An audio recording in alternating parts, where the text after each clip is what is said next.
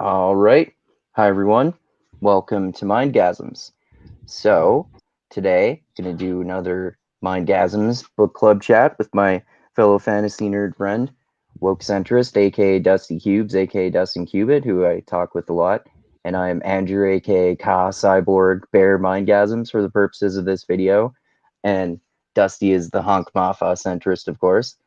And we're going to talk about the Wastelands, which is book three in Stephen King's sci-fi fantasy horror western series called The Dark Tower. And there's all sorts of bizarre Stephen King-esque stuff in this. Magic keys, sacred portals, cyborg bears, invisible demon rape, and sentient schizophrenic suicidal train, and parallel realities, and all sorts of in a civil war between the pubes and the grays, and of course, this is well, basically our two gunslingers, Detta slash Odetta, who is a schizophrenic black woman in a wheelchair, and Eddie, who is a like a former junkie, basically, are now gunslingers along with Roland, our main gunslinger from the first book, who is his Ka, or his destiny is to find the Dark Tower and defeat the Man in Black, or Walter, aka also the Dark Man from The Stand. And they're going on this epic quest to use a magic key that Eddie whittles to open a sacred door to the parallel reality, where they find a parallel version of Jake, who who Roland killed in the first book, and then he becomes a new gunslinger with them on their broader epic quest to the next stage of their journey, which is to board this sentient train, which they find out is schizophrenic and suicidal, which will take them to the next stage of their journey. And like I said, there are all these weird, bizarre things, and like the cyborg bear, for example, along with many other aspects of the book, make it clear that this is actually a sci-fi fantasy series, and this is some sort of parallel reality that's post-apocalyptic and futuristic. So there are all these ancient things that are more advanced, in some cases, more advanced technology than what we have now. So, and then there's this weird creature. I forget what they're called, but they name it. Jake names him Oi, and he becomes kind of a pet for Jake. And yeah, there's a whole lot of really bizarre and interesting stuff happening in this book. So, and I would say personally, I like this the most out of the first three books so far, and it kind of combines element of the first two books, like I was saying before we started chatting. But yeah, so what do you think of the book in general and in comparison to book one and two?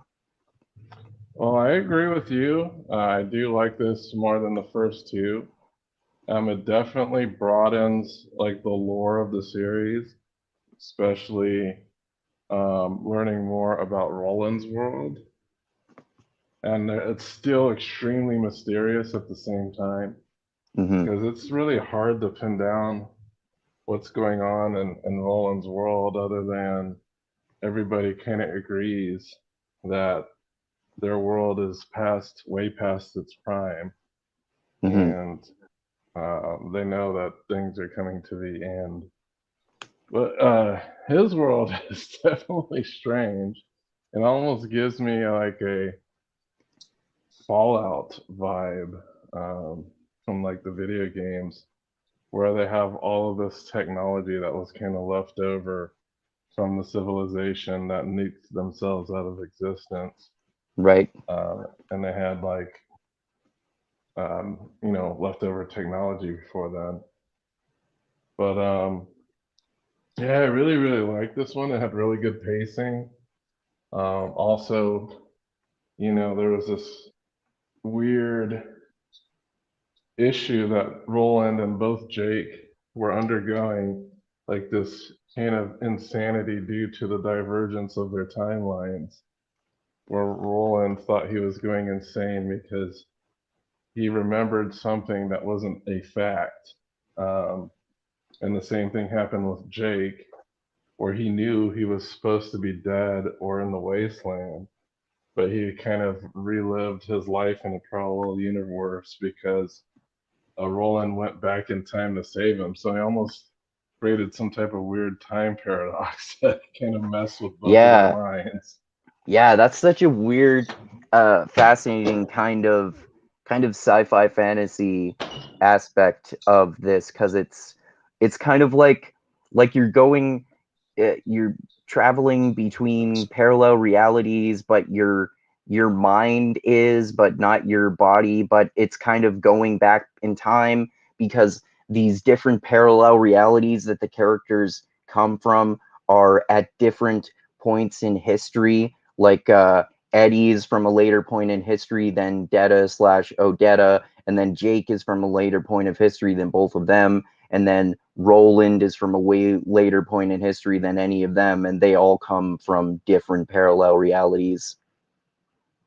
Well, the weird thing is that they're kind of alluding that Jake, Eddie, and Susanna, now that she's called like her converged personalities, they're kind of alluding that they actually come from the same reality.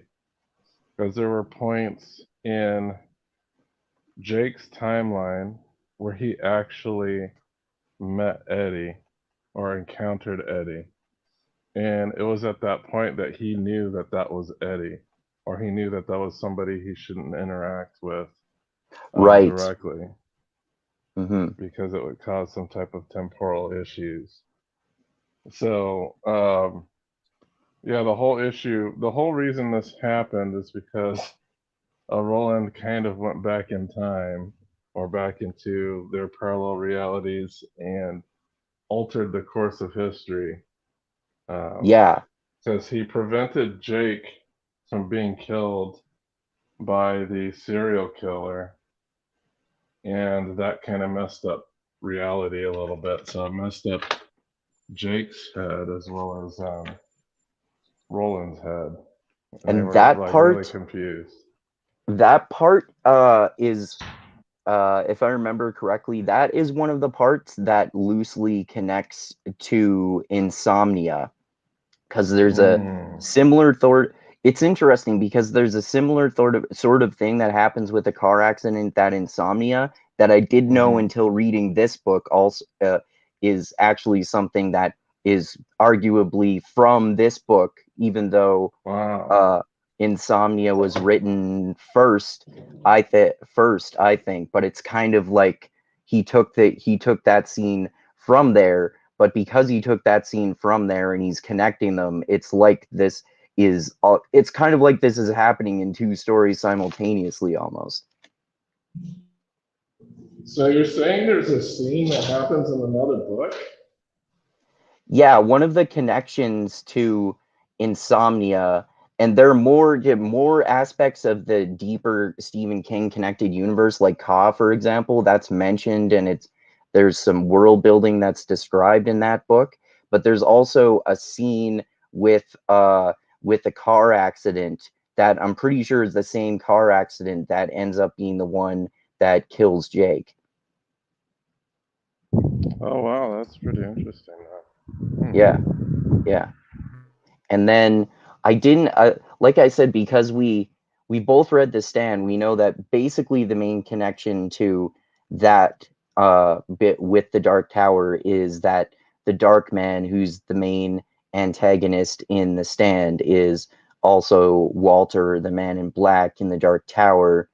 And as far as I know, I think that's the only connection with that one. And then also, I didn't really see the connection between uh, the Dark Tower and Salem's Lot, which is one of the other books that is mentioned, is like connected to this book, The Wastelands, and that is Stephen King's vampire book, which is really cool. And then also there it says at the start of the book, before you start reading it, it mentions all of these other books that have little parts or appearances in this book, which is one of the aspects that I really like about this series. It's like Douglas, or no, not Doug, Isaac Asimov's interconnected universe and Brandon Sanderson's Cosmere and and the MCU and all of those interconnected universes with the, like, it's all connected in uh basically Stephen King's Ka is the equivalent of any of those, like Brandon Sanderson's Cosmere, but it has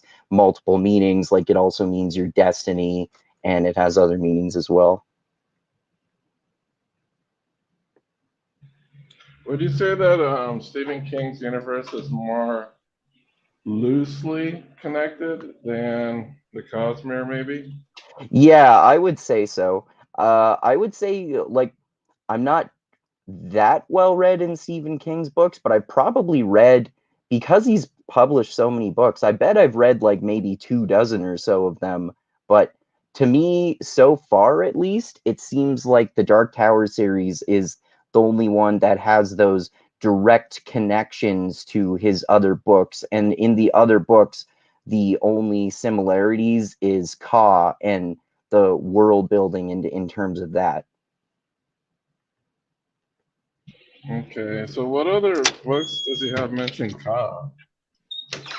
Well, the only one that I can remember that I've read is Insomnia, and I think apparently, like, all of the supernatural type of powers that characters get, like in The Shining, for example, that's sort of supposed to be the same sort of basically magic system, as well. Like, the basically the magic system is part of Ka, that is how all of the sort of supernatural stuff works in all of his stories. So it's not. I don't think Ka is mentioned. Actually, I haven't read The Shining or Doctor Sleep yet, so I don't know if Ka is mentioned explicitly, but it isn't mentioned in the Insomnia or Doctor Sleep movies. But I'm pretty sure that it's the case that, characters healing each other and other sort of supernatural powers, like the Shining itself in The Shining, is actually Ka. Hmm. Yeah, this is making me more interested in wanting to read more of his books because I'm not as well read as you, Stephen King. But Yeah, he's a great author.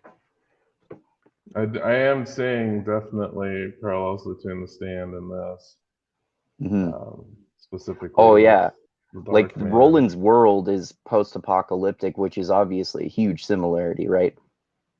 Right, so there's a post-apocalyptic, and then they somewhat, I guess, they have the same main antagonists in each of these stories.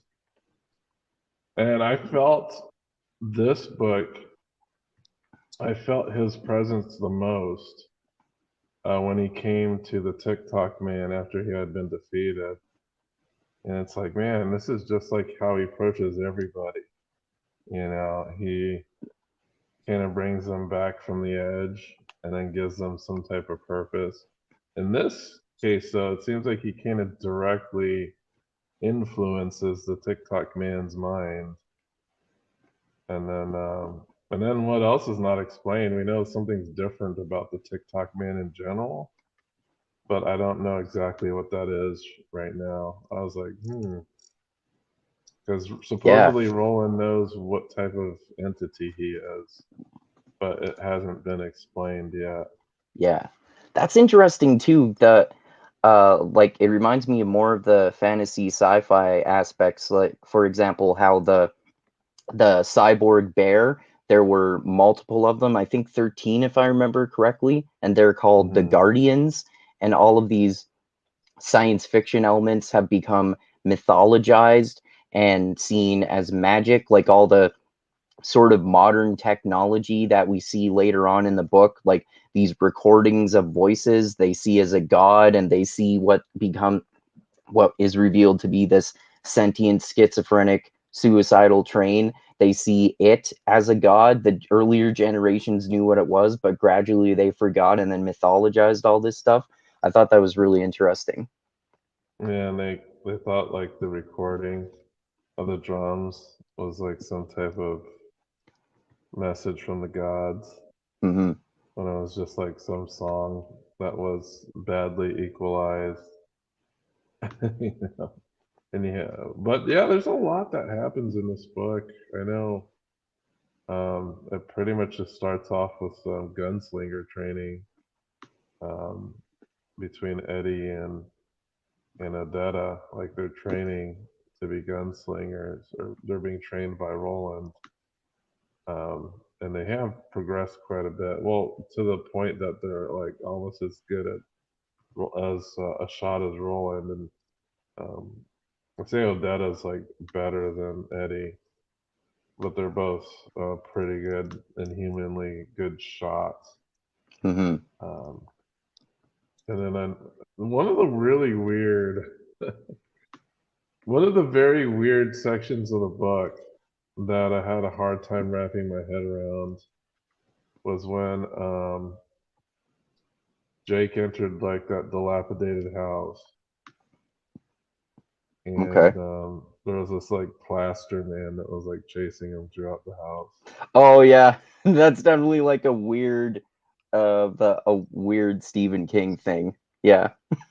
Yeah, I was like, man, this is kind of weird. Like it just didn't like click with me as much as the rest of the book, because I'm like, how is this? Because I know there's a lot of explanations for the things that have happened, Right. but this seems extremely like supernatural compared to everything else that's occurred in that book.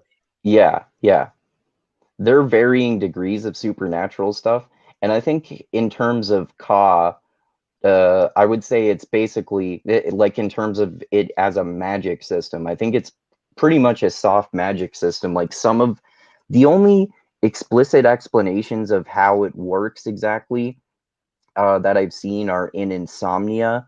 There are some kind of like ghostish type characters that do some really detailed exposition at a few different points that explain more of it than we've seen in the Dark Tower so far. But it still Yeah, seems like it's basically a soft magic system. So we don't know how exactly all that stuff works, and there are definitely creatures that are far more or less powerful than other ones in all of these different worlds. yes. And then we find another odd thing, and I guess this has to do with Ka, is the characters start to intuit things and gain knowledge in ways that aren't apparent. Like, I guess Jake goes crazy and writes a weird essay, and then Yeah, he gets like, they get these like super powered intuitions somehow, basically, kind of. right, and then this essay becomes like a prophetic thing that kind of details like the major plot. Not, I wouldn't say like the major turning points in the story, and Jake happens to have a lot of knowledge about the quest that they're going to undertake based off of this essay he wrote that he thought was done because he was in a crazed state. Hmm. And this happens to the other characters as well. Like I know, it seems like Detta has a good intuition on telling like the events of what had passed in a certain place. Like she could see it clear as day. I think Eddie, like concerning the key, um, he was able to sense a lot of what was happening in Jake's world, Hmm. like his presence in Jake's world, and that he had a task of getting Jake over to, I guess it's called the Midlands, or what do we Yeah, call his yeah, it's world? Midland. Yeah. Yeah. So yeah, there's a lot of interesting stuff that happens that's not explainable by just like normal means. Hmm. Yeah, definitely. Yeah, there was, in terms of the Plaster Man, that was just many aspects that I often see in Stephen King's novels, especially the ones like this that have more surreal or supernatural or horror, fantasy horror aspects. Because some of his books have much less of that, and some have none at all. Like Green Mile and especially Shawshank Redemption, for example. But the Plaster Man is just one of those things that I just kind of laugh at because it's kind of bizarre when it happens, like the invisible demon rape and the cyborg bears. Although the Yeah, because cyborg bears was kind of cooler because it's more of a world building sci-fi fantasy element. yeah, because I forgot to mention the demon rape coincided with this Plaster Man um, Right. event as Yeah. well. Odetta And I had to don't be even raped know. by an invisible demon while Roland was Well, saving Jake. she counter raped the demon though. Yeah, that was so funny. Okay, so you can imagine how this scene played out in the audiobook. It's gold, man. Yeah, I It's bet. definite gold. Yeah. It was so funny. Oh man, Oh the man, audiobook is just amazing. you gonna give me that big demon dick? Oh, you gonna give it to me, Basically, boy? basically. I was like, I couldn't believe what I was hearing. It was just like, and I'm thinking, man, wow, like Roland is like, yep, you're gonna get raped by a demon, but you need to do this in order to get Jacob. It's like, Jesus, wow. Yeah, Um, and then like it never came up again in conversation after. yeah. I totally forgot about that. That's a good point. Because I don't think I believe in this thing while Eddie was busy. He kind of pulls Detta aside and tells her, "Hey, this demon's gonna use sex on you, Yeah, or it might be me. It depends whether the demon is male or female." and then she says something to the effect of, "What if it's bisexual? Then we'll both have sex with it." So, yeah, she ends up, I guess, like, and then the demon's penis, I guess, was like it felt like a block of ice, like going in and out of her. Like, Jesus Christ, this is pretty funny and weird. Yeah. And she was like not letting the demon escape her vag or Yeah. whatever. I don't know, That was so like funny too. like counter raping the demon. The demon wanted to leave, and she was like No, let me go. forcing it to have intercourse with her. It's such a weird scene. Yeah, it So really was. Eddie, I guess, does not know that this happened.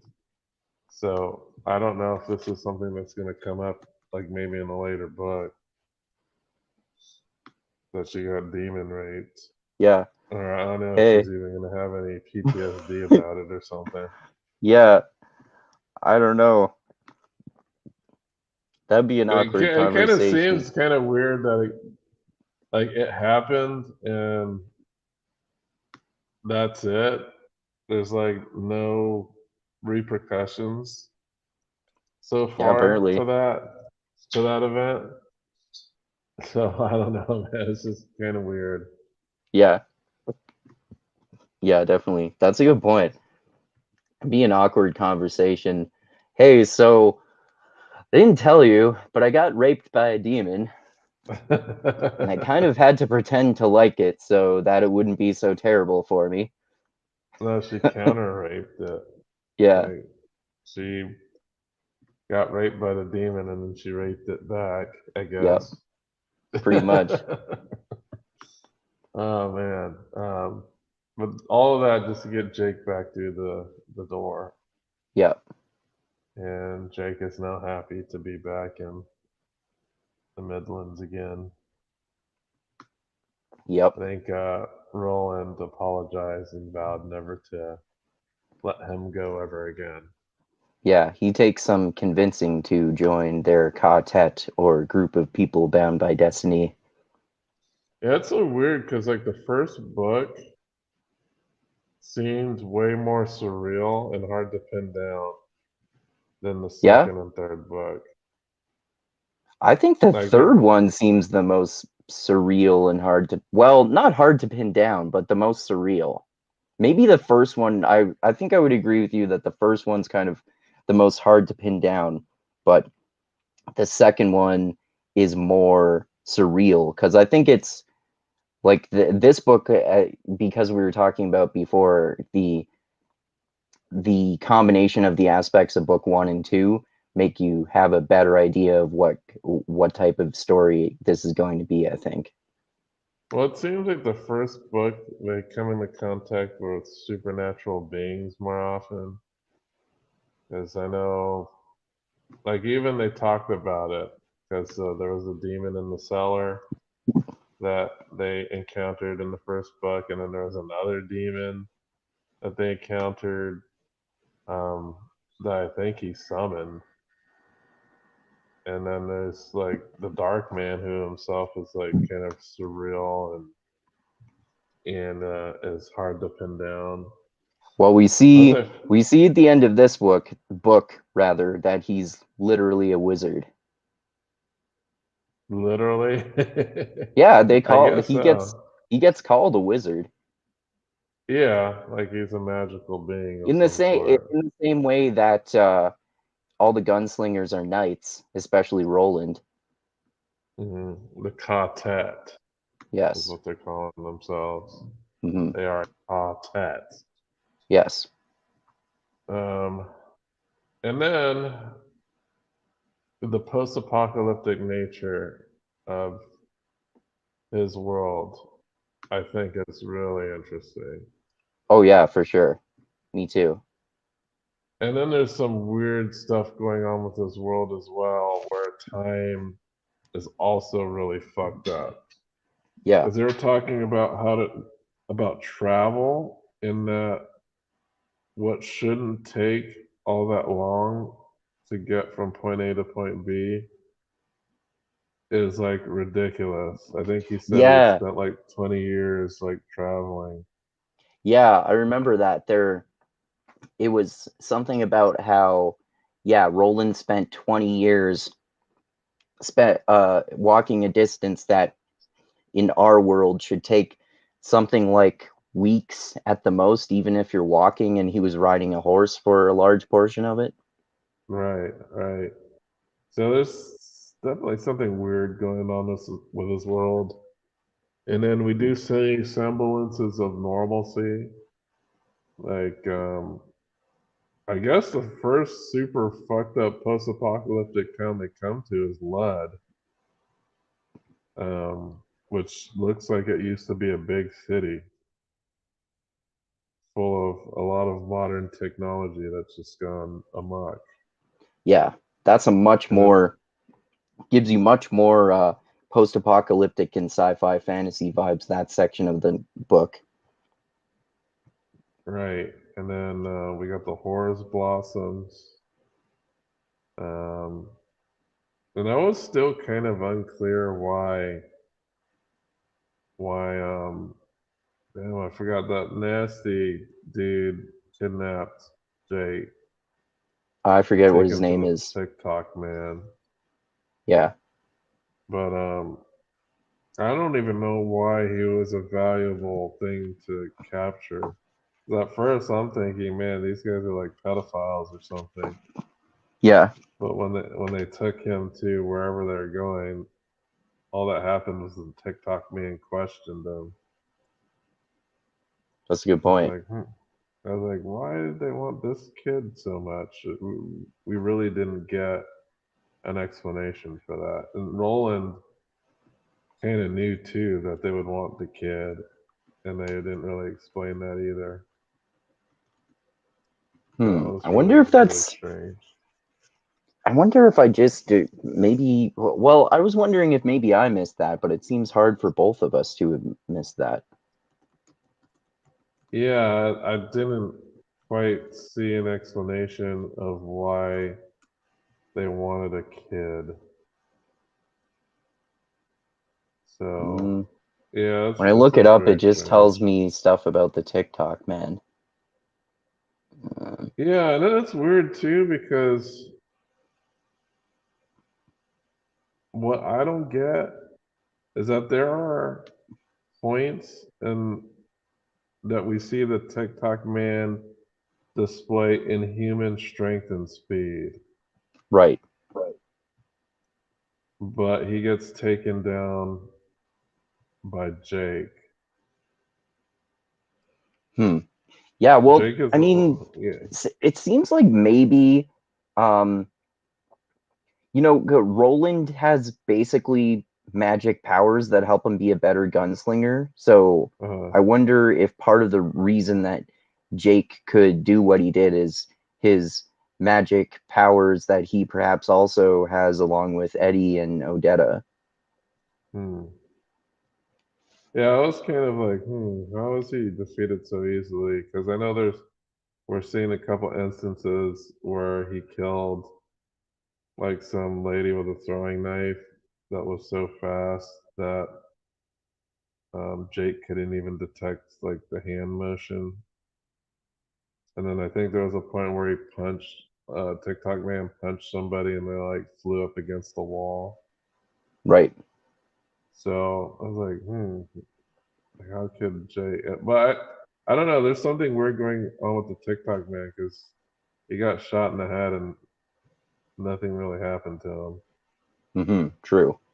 So I don't know if he's like a cyborg or what the fuck. Because he also mentions that his grandfather was like a pilot that kind of crashed Oh, in right. that Yeah, we see city. that plane that all our quartet comes across at that one point too. That reminded me. That was interesting. Yeah, so And it's really strange. and this and that this civil world. war between the Greys and the Pubes was interesting too. And it's also kind of a funny, bizarre Stephen King aspect, just calling them the Greys and the Pubes. Right, right. Yeah, because we got a kind of an introduction from a bunch of old people from the town over, kind of tell them, hey, don't go to that town. It's if you guys go to that town, you guys are gonna die. And then they're following this thing called the beam, and I guess Right. the beam takes them to that town, so they can't really avoid it. The beam, uh, I forget exactly what the beam is. Some sort of sci-fi fantasy mythologization of just a technological thing again. I don't remember.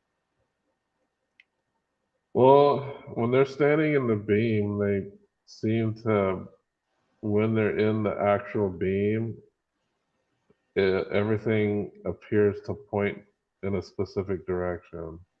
So that's like the quest of their. It's the clearest path for the quest of their ka. Yeah, so basically the beam points towards the tower. Okay. And because of Jake's knowledge from that little book that he brought with him about the choo choo train, they know that they have to contact Blaine. Yeah, it's interesting. That book of his, it reminded me of Thomas the Tank Engine. And then you go and see what Blaine is actually like. And of course, he's a fucking bizarre Stephen King horror version of Thomas the Tank Engine. Yeah, that likes wants to kill people if they don't tell him riddles. Yeah. He genocided that whole town, right? Yeah. Yeah. It's Um, interesting. We see that this train, I guess, like, we're maybe supposed to assume that it was made sentient in the first place by whoever created it. I think Roland said something like 3,000 years ago is when the bears are from. So maybe presumably that's when the train was created too. And I guess it's mhm. been, you know, unable to fulfill its mission and just kind of wallowing in its own self pity and becoming lonely for 3,000 years to the point that it went insane and developed schizophrenia basically, and one of them is a child and one of them is that suicidal slash homicidal killer. like Hal, from Space Odyssey. Oh yeah, that's um, that's true. Yeah. One thing I thought that was interesting about Blaine was that he did mention that he had a companion that kind of committed suicide. Oh yeah, I forgot about that. And then after his companion was gone, that's where he started to get symptoms. And he knows himself that he is going crazy. Yeah, I thought that was And he is self interesting. aware about it.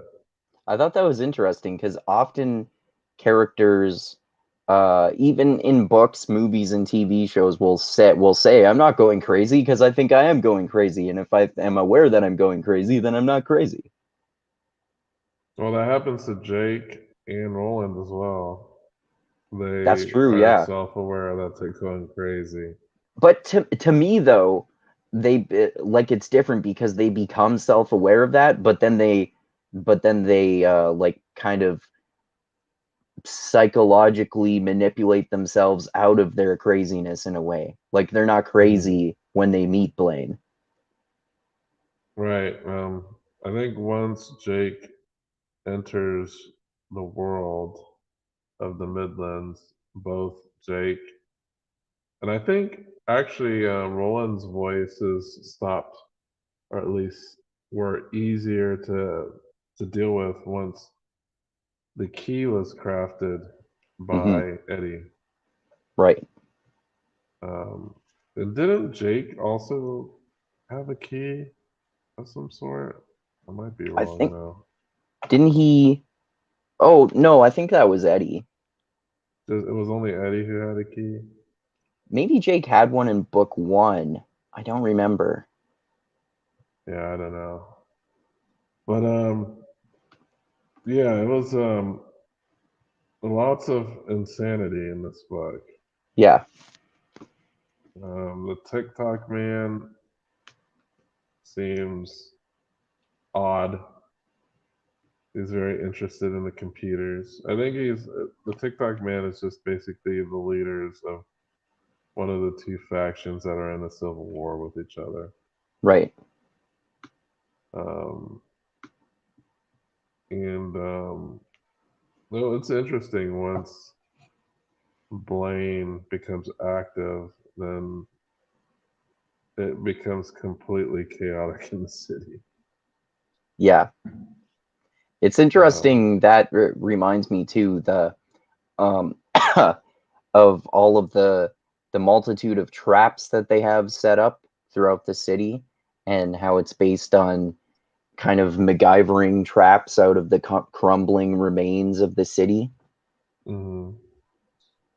And then Roland doesn't get fooled by any of them. Yeah. Um, Oi. You want to talk about Oi?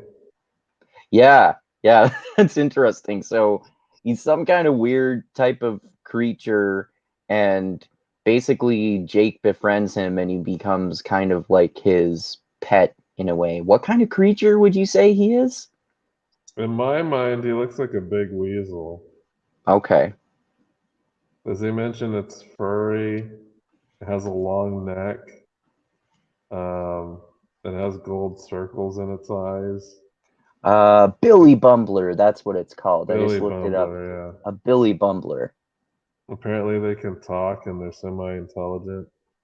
Yeah, it seems Um, like they're kind of like parrots in a way. They kind of repeat stuff they've heard. yeah, but a bit smarter than a parrot. Yeah. As I believe it can, like, Roland was able to give it commands.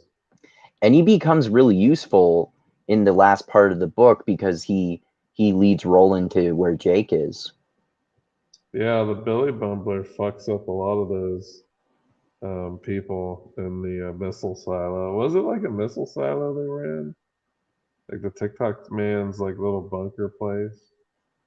Because what it seemed like it was described kind of seemed like a missile silo. Yeah, that was interesting. But That yeah, that's the that's Billy Bumbler another goes I loose. wonder if that's this is probably a coincidence, but there's that stuff with the missile silo in the stand, right? I mean, it could possibly be be some sort of parallel universe version of the same missile silo that's in the stand. The one that the The crazy gar, arsonist guy like the goes trash can into. man. There you go, the trash Yeah, can man. Maybe, I don't know. It's certainly possible. But the Billy Bumbler becomes like Jake's friend, and they grow like a really close bond with each other. yeah, yeah. I It's think it's kind of cool. because basically Roland tells Jake, "Hey, if you feed one of them, they basically will always be there for you, or they're gonna come back if you feed it." And he fed it, and it came back, and it became one of their traveling companions. It's cool. But it seems like there's a lot of animals in general in Roland's world that talk. Yeah, a lot of weird talking animals. Because even the lobstrosities talked in a way, like they said Data Chung and Data Ching, and said really weird shit. But the Billy Bumper, they can say a different number of things. Yeah, But yeah, to me, a Billy Bumper in my mind just looked like a big weasel or like a badger type of animal. It's kind of what I imagined it to look okay. like a super vicious. Because it was able to like eat, like it removes one of the TikTok man's eyes, and it really Yeah. fucked up some other of those people down there. I think there were like 6 or 7 of them in that silo. Yeah, I'm looking at pictures and it does look pictures of Billy Bumblers or Oi here do look like weasels. So it looks like I'm a gonna weasel. I'm gonna screen share my tab I have open where I'm looking at this. Yeah, I was just thinking, what's like a mammal with a long neck? Like, You see must be a that? weasel. That's what its head supposedly looks like. It looks kind of like a wolf right there. Yeah, a little bit. It's kind of like a badger. Yeah. Hmm.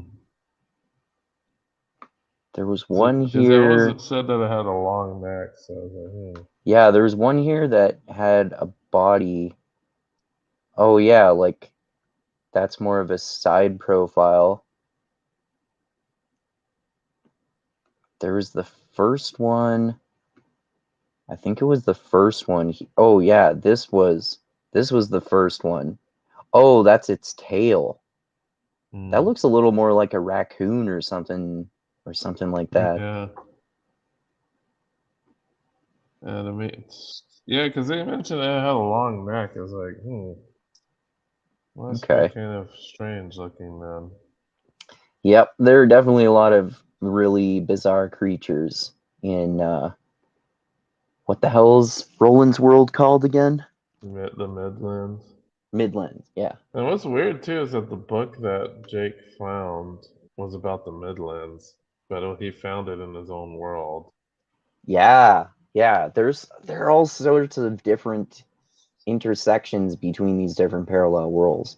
And it's interesting that Mr. like you mentioned Tower.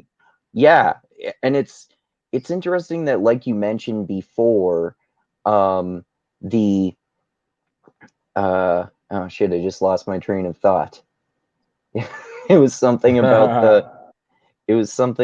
the connection. Oh yeah, yeah. When Roland basically when he saved Jake from the car crash, he basically undid past events and created a new timeline in with an alternate version of what happened to Jake by taking the Jake from one reality and bringing him back to another one so he can have a Jake, and which functionally means that he didn't actually kill him even though he did kill him, which is a Well, the weird fascinating thing is aspect of that the mixing the parallel reality with time travel basically.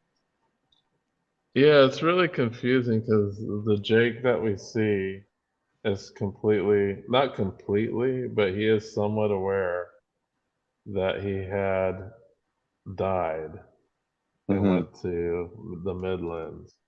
Right. So I don't know. It could be the same Jake because the same thing happens to Roland, and we know there's not two Rolands that we encounter in this story. It's the same Roland, Hmm. but he remembers, like his memory gets like fucked up after he saves Jake in book two Right. from the killer that was gonna kill Jake.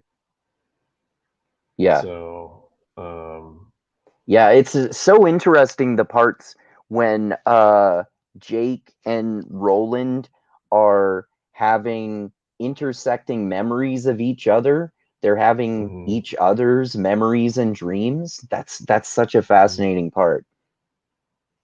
Yeah, and I think one of the reasons I really like this more than book two is that we get to see so much more of Roland's world. Because I Yeah, think there's a book lot of two, world building. It's really yeah, interesting. book two, most of it took place in like regular old New York. Like the majority of the book took place there. And the parts that did take place in Roland's world were just on the beach, fighting Yeah, against these it's monstrosities. it's kind of the opposite of the way it is in this one, in that in book two, Roland was using his world to travel to different doorways to get back into the other worlds where he was getting Eddie and Detta slash Odetta to be his gunslinger partners. And then in this one, it's mostly about the three of them getting Jake to be their other gunslinger partner to come with them on their larger quest, and most of it Right, takes place in Roland's world in Midlands. right. Um, so Stephen Kingness, is this like the weird humor in this book? Is that Stephen Kingness? What do you mean? Like the I don't know. Like Like to the me, bizarre Steve. invisible demon rape and stuff? Well, that and just like the way that characters talk, like I don't know. It's like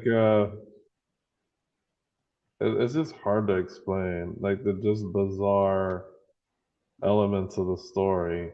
Yeah, the bizarre Um, stuff is kind of like, I would say, yeah, that's like Stephen King-esque. That's a pretty common Stephen King thing. Just weird and bizarre things. like even the way that the train functioned was a little bizarre. Yeah. And we didn't even talk about the ending, where we find out that the world is like way more fucked up than we thought it was. Hmm. Um, but what gets me, and this is something that I don't get, clearly there's like a world beyond Lud that is like severely fucked. Yeah, we see that at the very end of the novel when Blaine the train finally takes them beyond Lud into the wider world where, it's described that we see these demon humanoid shaped things off in the distance, and we see cracks of lava like seeing into the center of the earth or something similar as the train Yeah, it's is moving basically like a through. complete hellscape. Yeah, exactly. Yeah. Uh, One of the things I don't understand is how the monorail track fucking survive all this shit. That's a good question. That was Like like, especially if this is supposed to be some version of America, right? We know the fucking infrastructure due to recent events in Palestine, Ohio is really bad in America, especially in terms of rails. well, that's what I was thinking because I know they have thoughts while they're on Blaine, and he's like, "Well, how do you know that the track isn't fucked up or something?" And Blaine's like, "Oh, I turned those sensors off, so we're gonna have to guess whether we're gonna fly off the track at 800 miles an hour." Oh, I forgot about that. Yeah, that's not good. So, yeah, we get to see this really fucked up world, and we also get to see like the crazy advanced technology that is Blaine. Right. So when they're on him itself, it could like every surface of the interior of this train is like a viewing screen. Yeah, it's interesting, and So he can use incredible levels of magnification to show you things. right, And he so can I turn think the walls and the ceiling and floor of the train totally transparent, and then uses zoom to do that. well, he doesn't turn them like actually physically transparent. He uses like computer modeling to to create images on the surfaces within the train. Right. Yeah, that's true. So what to them it appears like magic, but it's scientifically sound. Because Hmm. I think one of the things that I think Detta mentioned is like, where are the tracks? Right. And Blaine says, well, I've actually used my processes to eliminate the tracks digitally so that you can have a better view of what's below you. Right. So we do see that this train is super advanced technology. I think it's basically anything technologically advanced that we currently possess because they said that this train breaks the sound barrier. So it Hmm. goes faster than like 800 miles an hour, which is insane. Right. And then there's like a sonic boom when the train moves around and stuff. Yeah, it's really cool. Um, apparently, Data is like a mathematical genius as well because she figured out how to break Blaine's first riddle about the prime being his pump backwards. But yeah, he's a maniacal computer that only cares about being told riddles. Yeah, very fascinating character, like so many of them in this series. Bizarre in all What is sorts a of door, different, not a interesting ways. door?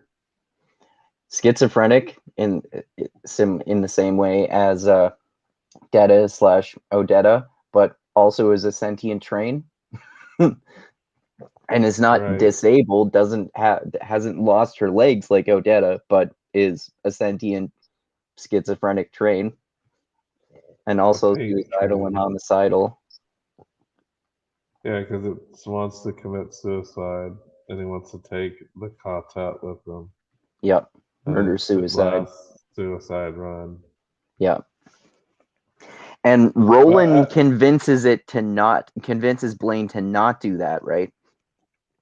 well, to be honest, I don't even think it could because its computer brain exists inside lead. Yeah. Well, what do you think really happened at the end when it kind of seemed like Roland was talking him out of it? Well, it seemed that Roland wasn't taking any shit from Blaine, basically. Um, Yeah. Well, because he was pointing out how full of shit he is in some ways. right, the train, Blaine, because like his always threatening death, and um, Roland was pointing out of how rude Blaine was by doing so, and he kind of took control of the situation. I think Eddie was extremely nervous because Eddie felt like Roland was basically playing Russian roulette with the train by antagonizing it. Yep. Um, If you're thinking about but switching, then Blue. he basically, and at the end of the book, they made a deal, and the deal was if they could stump him, they would allow him to be dropped off at Topeka, Kansas. So basically, Topeka, Kansas, I guess, exists in this world. Also, what's weird too is that Blaine knows of New York. And I don't know if Yeah, that's because New York exists in this world or if it's because Blaine has some way of gaining knowledge from the world that Jake and the rest come from. I thought I got the impression that it was the latter. I kind of got the impression that he had knowledge of their other parallel worlds. Hmm. I am not sure, to be honest. I'm also, I think this is what I think is going on, and I might be mistaken. I think they all come from the same world, but it's in different timelines. So I think that Roland is from the far, far future, and everybody lives in the same world. It's just that Roland's world is so completely alien to ours, is because you could be literally 3,000 years in the future or more So, from do you our. think that they were like some or all of them were just born in the wrong parallel reality then, and they were supposed to be together in this one? I don't think it's a parallel reality. I think it's the same reality in different points in time. Like there are no parallel realities, you mean? Right. Okay, I think Roland's interesting. world is Detta, Eddie, and Jake's world in the far future. Okay. Yeah, that's And I think possible. because if you remember, Jake encountered Eddie, Hmm. and Eddie was still a child, a And kid. I think he was like, it could be a parallel reality Eddie, or it could be the same Eddie at a different point of history.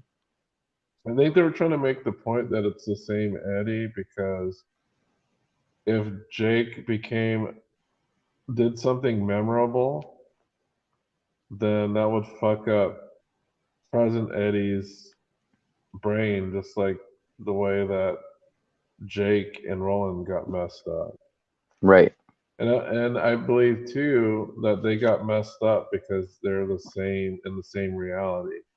So if there are in fact two different Jakes, I don't think a single Jake would be plagued with memories of a Jake from a different reality. I think it's the Well, same Jake. I think that's definitely still totally possible though, because like the way the way that Roland and Jake were going crazy, having each other's memories and dreams, that there doesn't have to like the explanation for that doesn't have to be that they're actually from the same reality. It could be a lot of other different possibilities. Well, the thing is that Roland was having memories of him killing Jake, but he also knew that Jake was still alive. But maybe that could just as easily be that he somehow knew what was happening in each parallel reality, and he he took the Jake from one parallel reality and brought it back into this reality, so the Jake is missing from that reality now instead of this reality. That's how it could still be two different parallel realities. I think it's the same Jake. Um, I don't know, like that's I because I think get it's a the time like travel issue, not a parallel reality issue. Is that, in I my just think opinion? I'm not sure. I'm really not sure. Like I think, and I think we don't really know one way or the other. I just get the opposite impression. That's all. I kind of get the impression that it's supposed to be parallel realities, but also in different time periods. Mm. Well, to me, I think it's a single timeline, and Roland has traveled back in time to grab these three different figures. But I think eventually there's going to be a convergence. And what I'm saying is Jake's reality will become Roland's reality in 3,000 years. It's just like the same Okay. timeline. Okay. Yeah, I mean that's 'cause entirely possible. I'm looking 'cause I think, forward to finding out which one it is. yeah, because me, the connective tissue was the fact that Eddie and Jake existed in the same place. Yeah. And Jake was completely aware that he could not disturb Eddie because that would fuck up the timeline. Yeah, but that could also just as easily be an explanation for how, because this is such a common trope. Not This is a super common trope in time travel, but also in stories with parallel reality, that if you fuck up one thing, it can have this butterfly effect and fuck everything up. So parallel realities can have that same sort of effect as time travel can. I always viewed like parallel realities as the realities themselves are sequestered. So the events in one reality won't affect the events in another reality. But that's not always how it works. Like in the MCU, for example, the events of one reality affect the events of other realities because people travel in between different realities. And this is happening in this story too, if it is parallel realities. What I'm saying is like, if there are two different realities with two different Jakes, how does the effect of one Jake in one reality affect the Jake in another reality? That's what I'm trying to say. Yeah, like it could not. I don't think it I'm saying could I'm unless saying that because Jake is the same person. because in multiple realities there can't be more than one of the same person, and if one of them is dead in one of the realities, then there cannot magically be two different one new Jake, and then there are two Jakes when there was one before. There has to still only be one Jake. So if there's one Jake in one reality, then there has to not be a Jake in the other reality, which is why it would make sense that he got taken from an alternate reality and brought back into this reality, and then there's no longer a Jake in that reality. Well, I don't know. It's kind of weird because when I think of realities, I think of them having infinite. They're being like the realities are infinite, and an infinite number of scenarios could be played in each reality.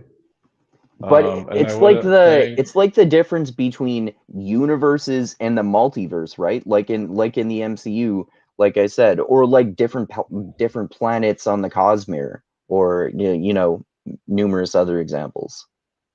well, the Cosmere is a single reality, though, Okay, well, because we yeah, don't have. that's a bad example then. Maybe something more like the MCU, like the multiverse. So if you're talking about different You universes, mean like the Spider-Man I'm thing? looking at different universes in the MCU as basically a parallel to different realities within the same multiverse, if you want to call it that.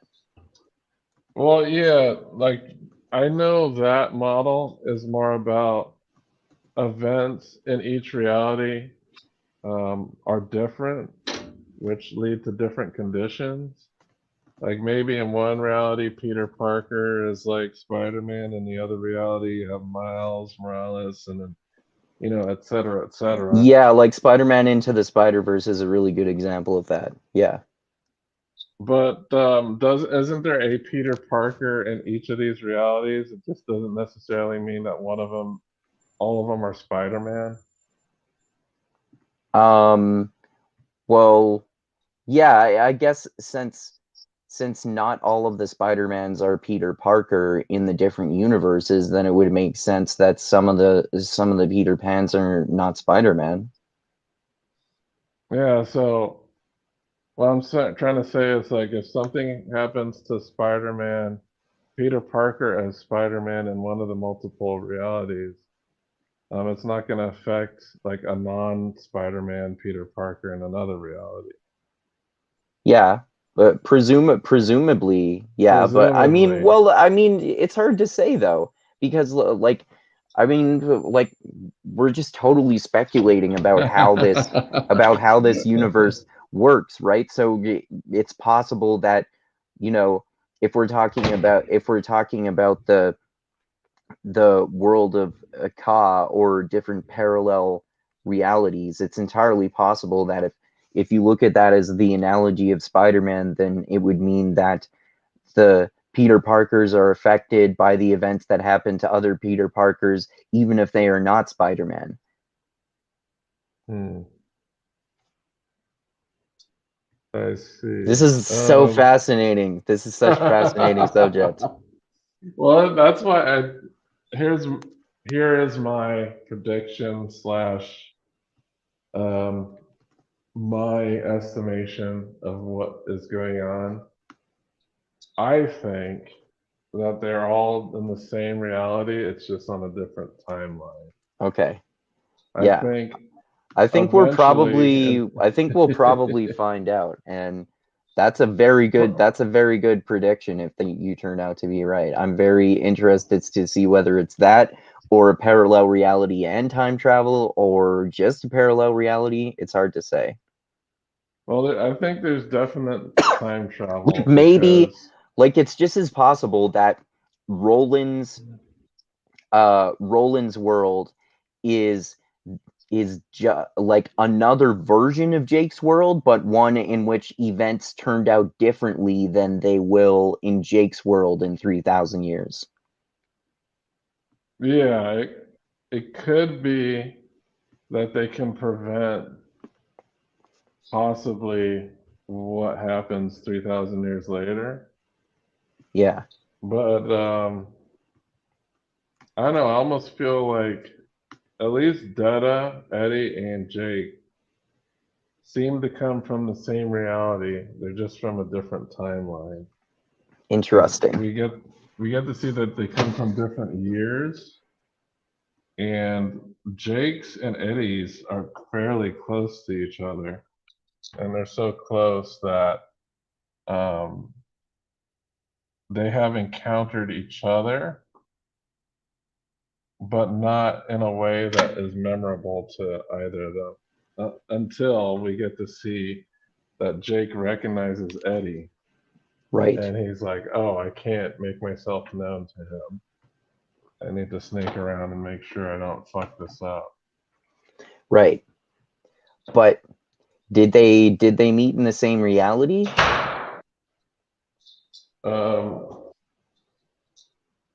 what was in Jake's reality? Well, what I mean is Jake's timeline, because I think of more of it as a timeline than a Okay. reality. Well, again, it also could be possible that Eddie was in Jake's parallel reality. Like, we don't know. I want it, like, actually, I'm totally okay with it being either one. Either one would be interesting. Yeah, because I know you could still go back in time and meet like your younger self. Hmm. And that's kind of what happened when Jake became aware that he's been to two different places, two Yeah. different worlds, so to speak, in his understanding.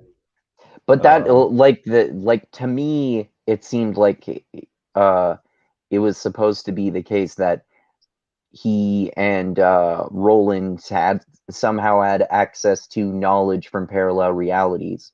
I mean, it's either the case that they had access to knowledge from parallel realities, or they had knowledge to the same reality, but sometime in the past and or the future.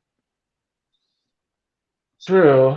Um, but yeah, once they got to Blaine, and Blaine was like completely knowledgeable about New York, I was like, how can he be knowledgeable about New York unless maybe when he was built, New York was still around.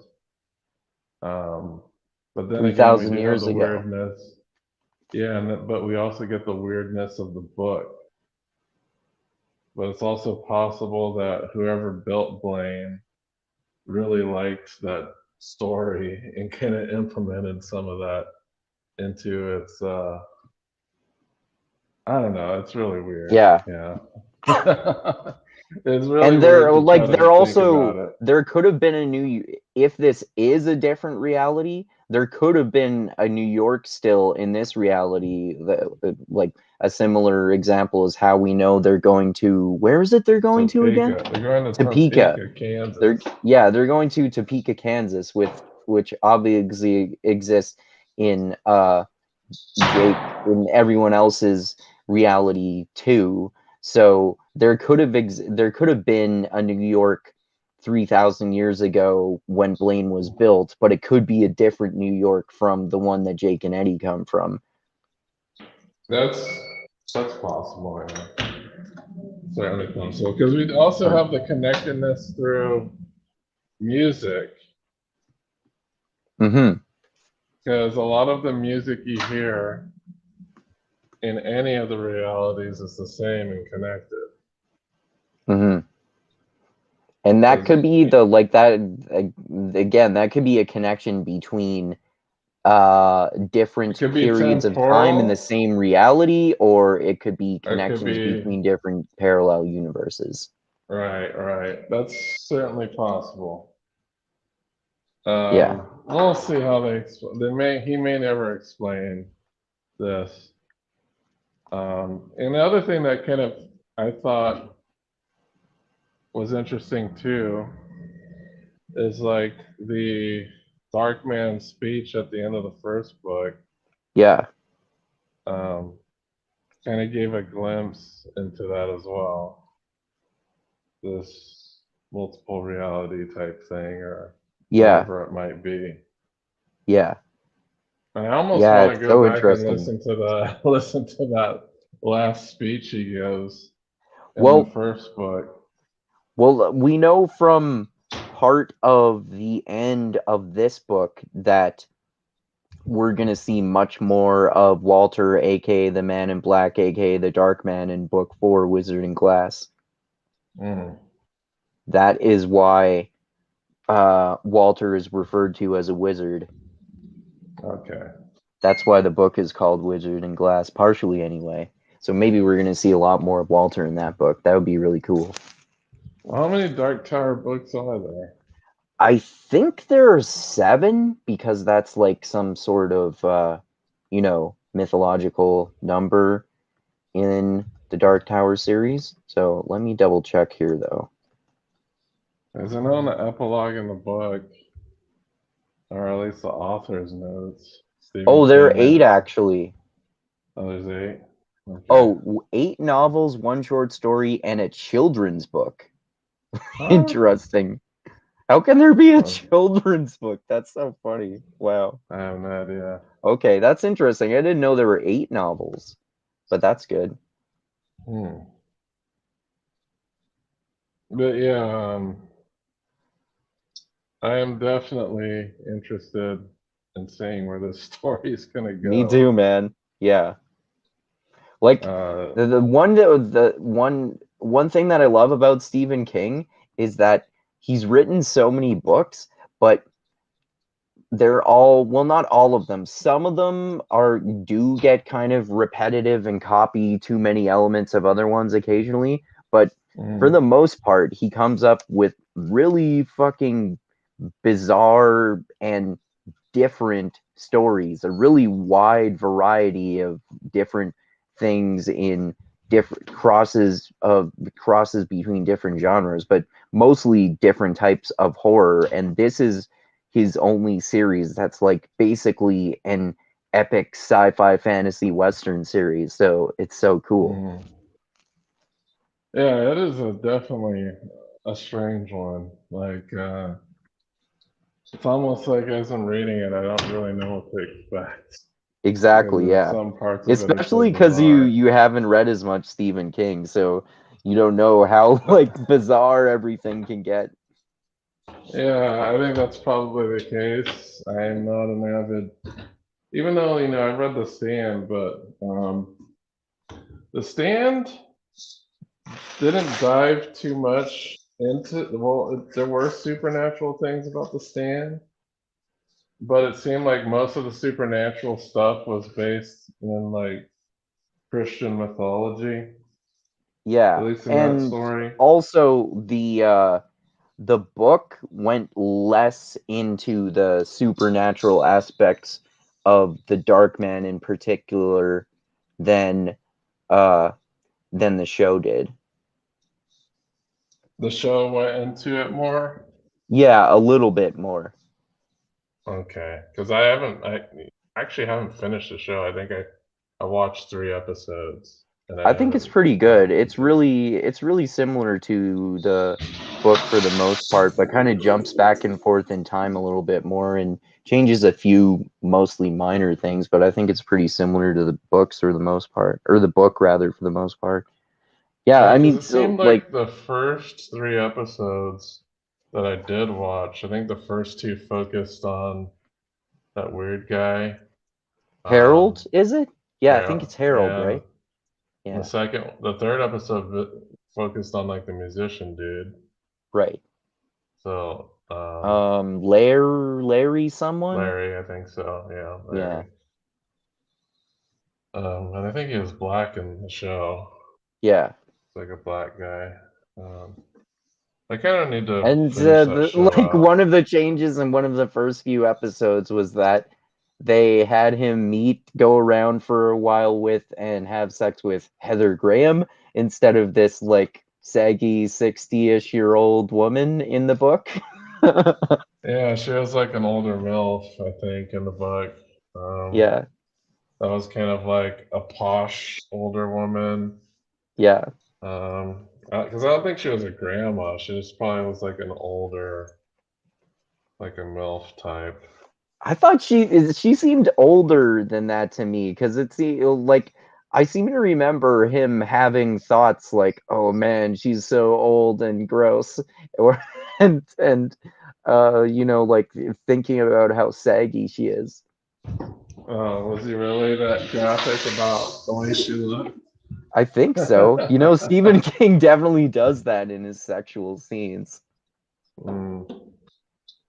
'Cause I don't remember it getting too graphic about anything, but Maybe I'm misremembering that, but I seem to remember that happening in their when okay. they were in that tent before she kills herself. Mm.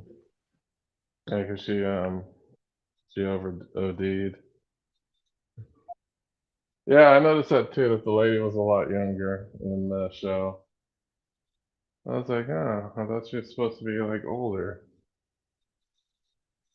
I was like, okay, that's how they're gonna play it. Yeah, and Harold was supposed to be fat too at first.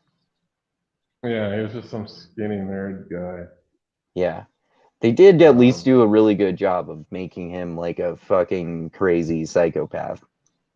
and he had like they even did like the fake smile thing. Yeah, I love that bit where he was looking at himself in the mirror and looking at the picture of Tom Cruise smiling and trying to mimic it. It's such a it's such a good subtle dig at Tom Cruise. um, and you never saw the miniseries, huh? No. Okay. Um, as I think who's Um the guy from Texas? in the Stand? Yeah. Oh, I forget. Fuck, I Is it forget the Stu? character's name, but oh yeah, it's Stu. Stu. No, wait, is Stu Yeah, the 'cause deaf guy? no. No? Stu's the guy from Texas. Okay. But Stu, it's funny because in the Stan show, he's played by the guy who plays Sonic's dad in the Sonic the Hedgehog movies. Oh, that's interesting. And in the miniseries, he's played by Gary Sinise Hmm. Okay. from Forrest Gump.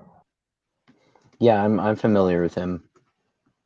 And what's the girl's name? Like the main chick? Um In The Stand? Yeah, like the one that gets pregnant or whatever. Oh, shit, I forget her name. Anyway, I think she gets played by Oh, is it it's Franny, isn't it Franny? Yeah, yeah, there you go. yeah. She gets played by what's that girl's name? It was like popular in the 80s. Franny? No, there was this actress that was like popular in the 80s, like in those 80s like teenager movies. Um, Jesus, I forgot her name. It'll come to me. But she was like in those um, John Hughes movies, Oh, okay. high school movies. Okay. But she's one of those people, and she played Franny and The Stand, like the miniseries. Oh, Oh, Rob okay. Lowe. You know who Rob Lowe is? Like the Yeah, dude that looks yeah. like a 50-year-old lesbian. Well, he's clearly like one of those actors who is afraid of aging and, you know, looks like Well, he's to still me, in it. like in his current state, he looks like a lesbian. I think he just Like, that's funny that you you can see I can see that because he's like the this old guy who's so obviously doing all of these things to hold on to his youth with every shred of strength he can possibly muster up. you don't think he looks like a lesbian? No, I just think like he looks like he's had some plastic surgery and dyes his hair and stuff like that. Yeah, he plays the deaf mute in the stands, like the Oh, that's miniseries. interesting. Yeah, you can actually watch it on YouTube. I watched it at like 1.5 speed. Okay. There's like 4 episodes, I think. Oh, that's pretty short. Yeah. Okay. Um, but I think each episode is like an hour plus. Yeah, Stephen King writes some really, really different books. Like I said, like Shawshank Redemption, for example, and there are a I few had other no idea. ones. That's a Stephen King book? Yeah, that's based on a Stephen King book, Shawshank Redemption, and There's no like supernatural stuff in it. nothing at all. And Huh. in The Green Mile, there's minor stuff with Michael Clark Yeah. Duncan's character in the movie being able to heal people. And there's another one I forget the name of. I think the original title was The Body, but I think that title got changed where there's nothing supernatural either. And there's Misery, which kind of only has a supernatural part at the end. And then there are a What's the few supernatural part of Misery? there's a part at the end of not the move. I think not the movie, but the book where there's some sort of like encounter with a demon, I think. Okay. Yeah. And yeah, and then he gets like from that all the way to like full hardcore supernatural stuff like in It or uh or Cujo or The Mist is a really good one, or he has some hardcore supernatural ones like that. Hmm. Okay. Yeah. Yeah, I This had no is idea and the Shawshank was Stephen King. yeah, it totally doesn't seem at all like a typical Stephen King sort of thing, right? No, not at all. There's nothing really bizarre about it. Yeah. Man, the At least the Mist is movie. I don't know about the book. the Mist is really good. Bag of Bones is really good. It is awesome. Insomnia is awesome. Salem's Lot is really good. There are so many good Stephen King books. And some people are right that they kind of vary in quality. Some of them are only mediocre, I would say, but some of them are fucking awesome. Okay. Well, And I they like it vary in in this Dark length Tower so one I much stand. too. The The stand is like stand is 1200 fucking, pages and the yeah, it's like mist is ridiculously big. 300 pages or so. And he Oh, has okay. shorter ones like that and then epic length ones and then everything in between. And then obviously the Dark Tower series is like a sci-fi fantasy western series, sci-fi fantasy western horror series, which is like nothing else that he's written too. And So is the Dark Tower the only thing he's written that has like this many volumes? I'm pretty sure it is. Yeah, I think he's written a few other kind of series. I read one of his trilogy. His trilogy's called the Bill Hodges trilogy, which is about this retired detective who is catching a serial killer, basically, he ends up getting some sort of mild supernatural powers, basically. That one's Mm-hmm. just a trilogy. I'm pretty sure this is his longest series that he has. He usually does Okay. one-off books. Oh, I see. So most of his are standalones. Hmm. Okay. Yeah, super weird stuff with Yep, Stephen King. definitely. Yeah, I've been thinking, well, we should definitely finish the Dark Tower series first, but I've been thinking about, what other Stephen King books would be fun to, or what other Stephen King book, rather, would be fun to discuss next, and whether it would be fun to go straight to one that has more tie-ins to Ka, like Insomnia has a lot of those, or start with one that is like that but is also really good, like Bag of Bones or It. Yeah, I'm definitely up for more Stephen King. Like my first Stephen King book was The Stand. I'd not read anything from him before then. I was like, man, this is a long ass book, but it's pretty damn good. Yeah. Hmm. Or there's Salem's Lot. Like I said, there are so many actually like different types of horror that Stephen King writes. Hmm. What do you think sort of He interests definitely you the likes most? demons.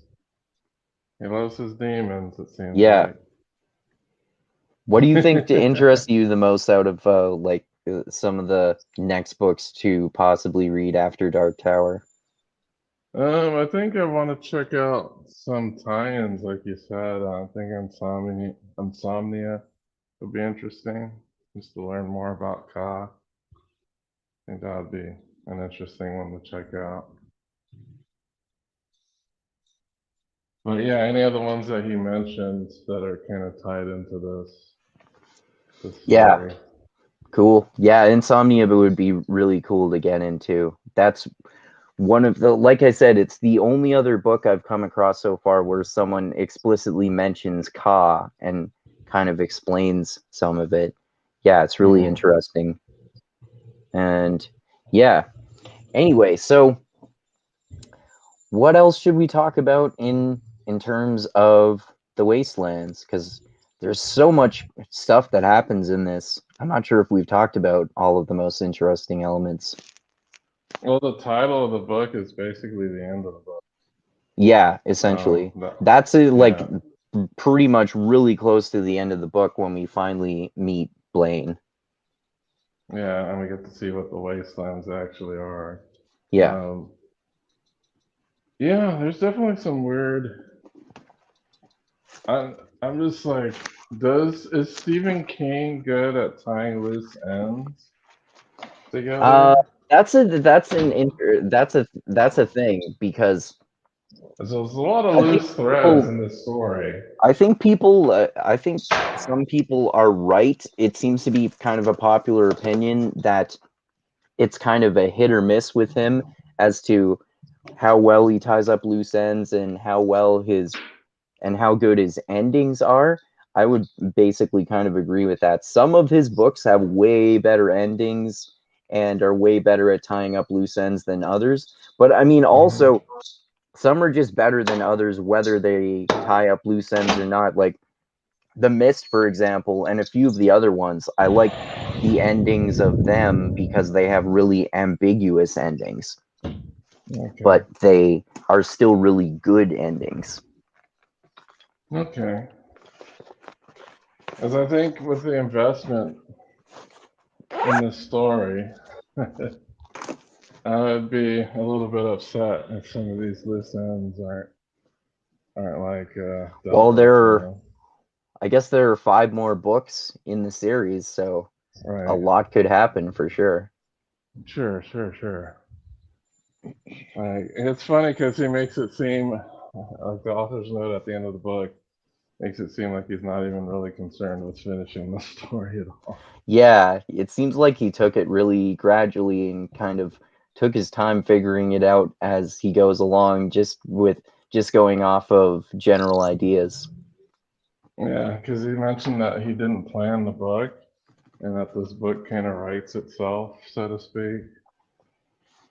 So it sounds like he doesn't really have an outline for this book or Yeah, which this is story. interesting because a lot Yeah. of, especially a lot of people who write epic fantasy series rather, like we know of, it seems like a lot of them tend to plan out a lot of this stuff because it gets so complex.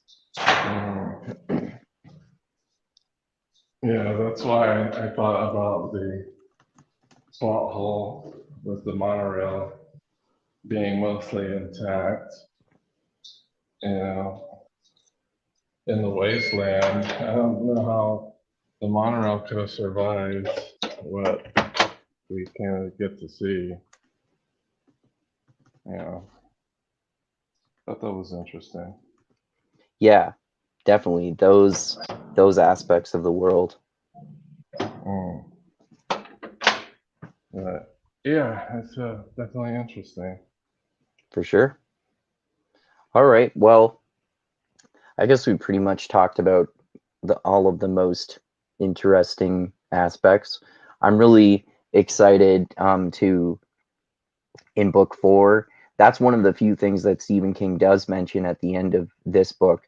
That in book 4 there will be basically more world building, and it sounds like we're gonna see more of Walter.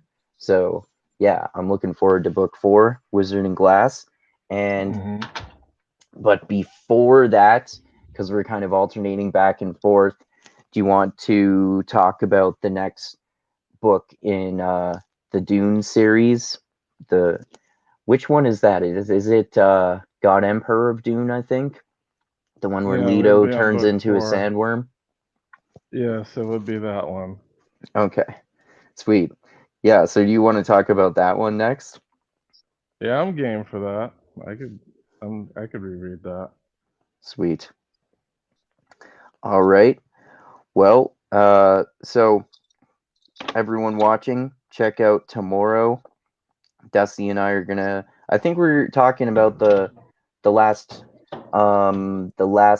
5 episodes of The Last of Us. Mm-hmm. Yeah, the Cool. second half of the season, pretty much. Sweet. You finished Yeah. it, right? Yep. Yeah. I finished Okay. episode 9 a few days ago, I think. Yeah, interesting ending. Yeah, I agree. Yeah. There's a lot to talk about for sure. And yeah, everyone watching, speaking of The Last of Us, check out my video from yesterday, which was about The Last of Us and the literally gay and lesbian episodes, and basically what I see as false accusations of wokeness just due to the mere presence of gay characters.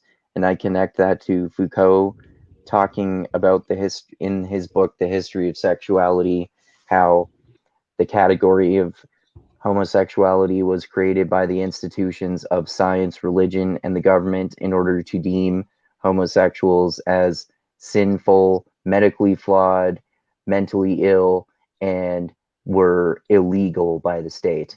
So check out that video as well. And yeah, so share this everywhere. Subscribe to the channel if you haven't already. Click that bell to be notified when I come out with new videos. And oh yeah, for next weekend. Oh yeah, next weekend we should see if Chris wants to talk about Animal Farm actually. That would be really cool. Okay. You want to do Yeah, that? that's a short book. Yeah. Yeah, I was Yeah, saying I yeah, I'd be wanted to down for talk that. about that because we talked about 1984 on the Mixed Mental Arts channel a long time ago, but we never talked about George Orwell's other most famous book, Animal Farm, which is also very good. So, yeah, that should be fun. Well, let's just say I'll try, because it seems like my schedule here is going to be in flux soon again. Oh, right, right. Um, Okay, so I'll tell you about that when okay. when we get off. I'll tell you about what my new hours are going to be like. Oh, okay. Yeah, sure. All right. Well, thanks for talking as always, man. And thanks everyone again for watching. Check out my Patreon page. Link is in the description as always. And like I always say, I love you all. Keep being the tiny beam of light that shines through the almost impenetrable darkness in the universe. And most importantly, remember this. The funk cures all, and grooves in the heart. And the Dark Tower series is weird, fascinating, and awesome. Check it out. It's an awesome series, and Stephen King writes some really fascinating and unique books. And yeah, anything else you want to say before we end it there, Dusty? No, I think we did a good job covering the book, and yeah, and I guess on my channel, next thing we're going to do is just talk about The Last of Us and kind of give an overall critique of the last quarter or the last half of the show, as well as critique of the full season as a Yep. whole. But we'll talk about that next on my channel, either tomorrow. If we can't do that, it'll be next week. Yep. All right. Yeah. So, Everyone check that out. And yeah, adios until next time, everyone. all right.